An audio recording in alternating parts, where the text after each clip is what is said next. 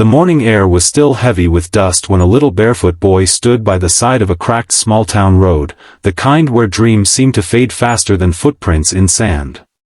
His clothes were worn thin, his face smudged, his eyes deep and searching, but there was something inside them, a flicker of hope that refused to die. Every Saturday, he came to that same spot, waiting for the thunder to roll in from the highway. Not the kind from the sky, but from engines, the kind that shook the ground and made his little heart race. He waited for the bikers, the Hell's Angels, the men everyone warned him to stay away from. The town called them dangerous, rebels, outlaws. But the boy didn't see that. To him, they were larger than life, fearless, free, everything he wished his father could have been. His father, who died 2 years ago in a truck accident, leaving behind a silence his mother tried to fill with endless shifts at the local diner. That morning, when the rumble finally came, his heart leapt. Dust rose from the road as the bikes appeared like beasts of metal and fire, roaring into the sleepy town. The boy's eyes widened as he counted them, 1, 2, 3, 10, each wearing leather, patches, chains. People stepped aside as they passed, staring with suspicion, but the boy stepped forward, his tiny hand raised high. One biker glanced at him briefly, another laughed, but they kept going until suddenly the boy ran straight into the road, right in front of the leader's bike. Tires screeched, engines coughed, and for a moment everything froze.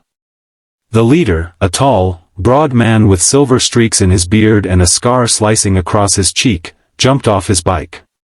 "Kid! You out of your mind?" he barked, his voice like gravel. The boy trembled, eyes wide with tears.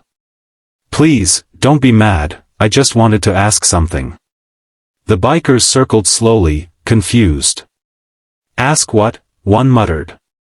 The boy swallowed, his voice cracking. Can you be my dad for one day?" Silence. The wind stopped. Even the engines seemed to hold their breath.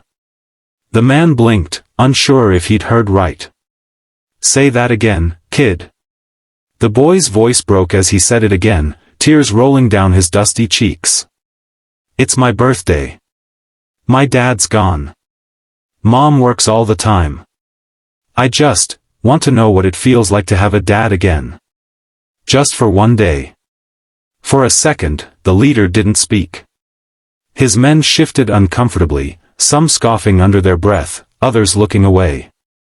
The man's jaw clenched, memories flashing through his mind, his own son, gone years ago in an accident he still blamed himself for.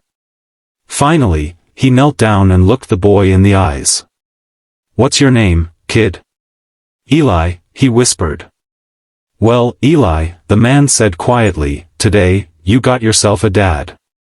The boy's mouth fell open, his small hands covering his face as he gasped. The bikers murmured in disbelief, but their leader, whose name was Mason, just lifted Eli gently and placed him on the front of his Harley. "Hold on tight, son." The engines roared to life again, louder, prouder this time, and the whole town stopped to stare as the little boy rode past, grinning like he'd just been handed the whole sky. He laughed and waved, his hair whipping in the wind, his tiny hands gripping the handlebars. Mason rode with one hand steady on the throttle and one hand ready to keep the boy safe. The other bikers followed behind, a storm of chrome and thunder. They stopped at the diner where Eli's mother worked, her face pale when she saw them outside. "Eli," she cried, rushing out. "What are you doing with them?"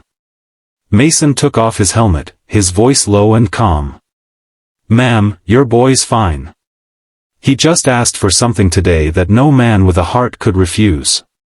She frowned, tears forming in her eyes. "He's been through so much," Mason nodded. "So have I." The bikers walked in, bought a small cake from the counter, stuck their bike keys into it like candles, and began to sing "Happy Birthday" in rough, broken voices. The diner went silent. Eli giggled, clapping his hands, his eyes brighter than ever. Mason handed him a leather bracelet. "This means you've got family now. We ride for you, kid." Eli hugged him tight, whispering, "Thank you, Dad." For a moment, Mason couldn't breathe. The word hit him deep, digging into scars he'd buried long ago. That hug healed something he didn't know was still broken. They spent the whole day together, riding across dusty fields, buying him ice cream, letting him rev the engines, taking pictures. People whispered, took videos, but Mason didn't care. For once, he felt peace. He felt like life had given him a second chance to be the father he couldn't be to his own boy. As the sun began to sink, turning the sky gold, Eli rested his head on Mason's shoulder.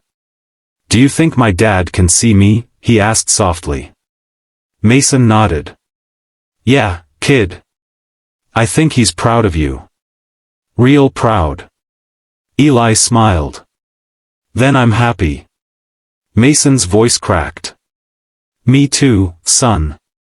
Me too." They rode back into town as the lights flickered on, the engines humming like lullabies. Eli's mother stood outside waiting, her hands over her mouth as she watched her son hop off the bike, running to her with joy. Mason followed slowly, his chest tight, knowing this perfect day would end. "Thank you," she whispered. Mason nodded. "No, ma'am. Thank your boy. He reminded us what love looks like." Eli hugged him one last time, his tiny voice trembling. "Will you come back, Dad?" Mason smiled faintly. "You bet, son." He watched as they walked away into the night, the boy turning to wave until he disappeared behind the door. Mason stood there for a long time, staring at the quiet house, feeling something he hadn't felt in years: purpose.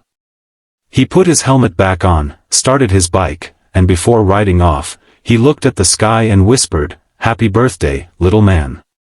The engines faded into the distance, leaving behind a memory that would soon become a miracle.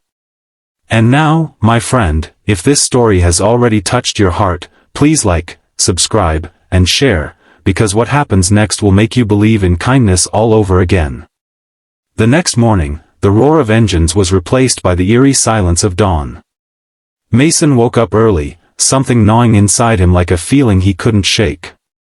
He sat on the edge of his bed in the small motel room, the same one he stayed in whenever his crew stopped in that town, and he stared at the leather bracelet on his wrist, the twin of the one he'd given Eli.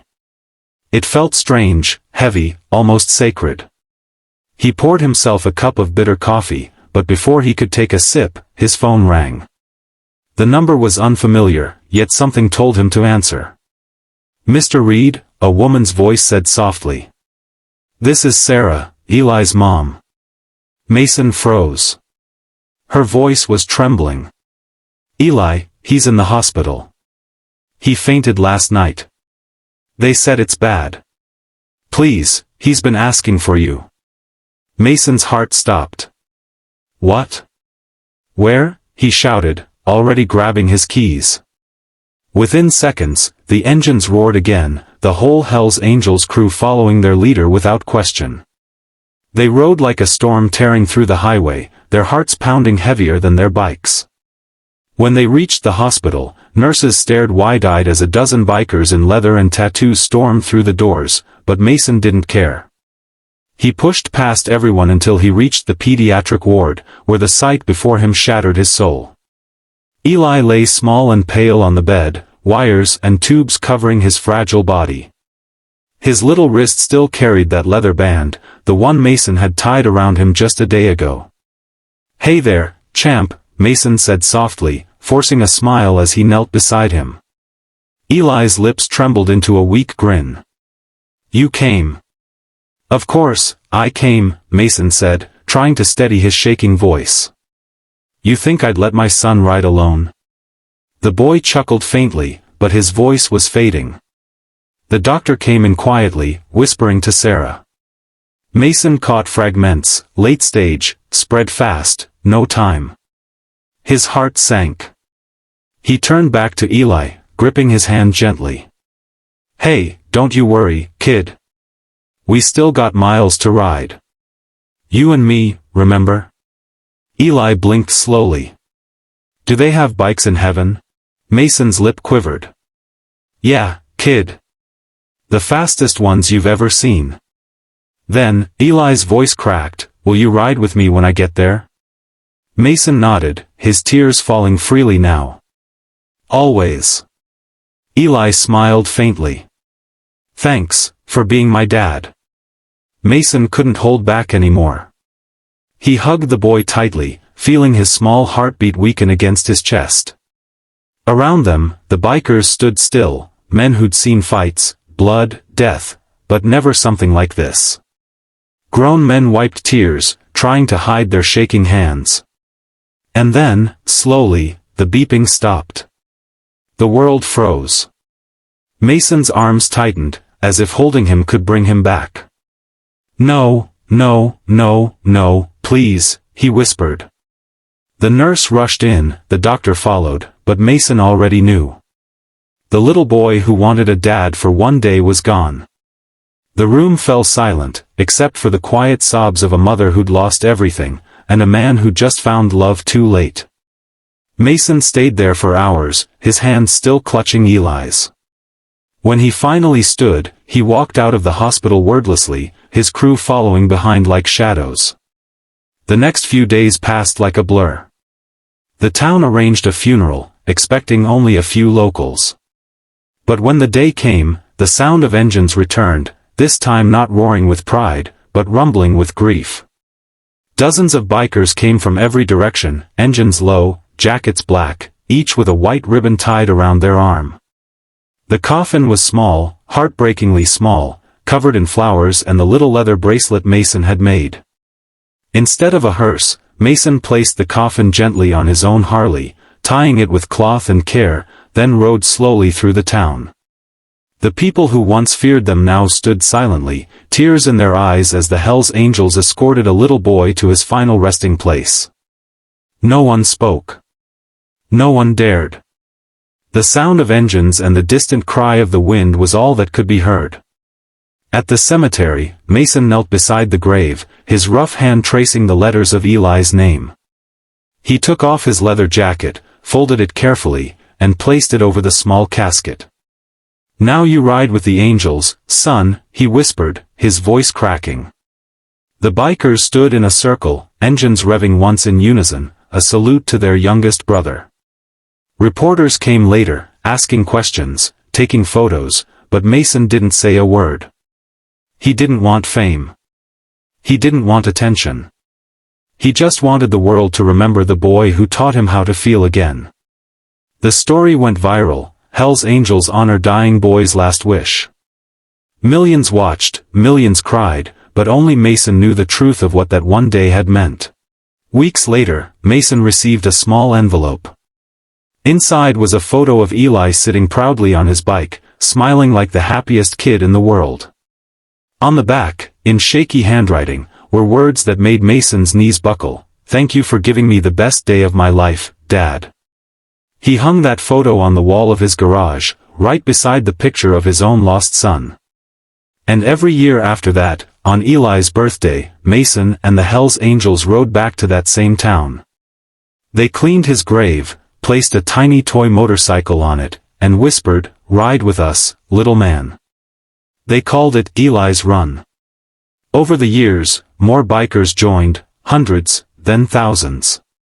Men who had lost, men who had broken hearts, all riding to honor one little boy who showed them what love meant. Mason grew older, his hair grayer, but every time he revved his engine, he felt Eli beside him, laughing, wind in his face. One evening, as the sun set red across the horizon, Mason stood by Eli's grave and said softly, "You know, kid, I used to think angels wore white. But I was wrong. Sometimes they wear leather and ride Harleys." He smiled, tears slipping down his weathered face. "You made me a better man, son. I hope I made you proud."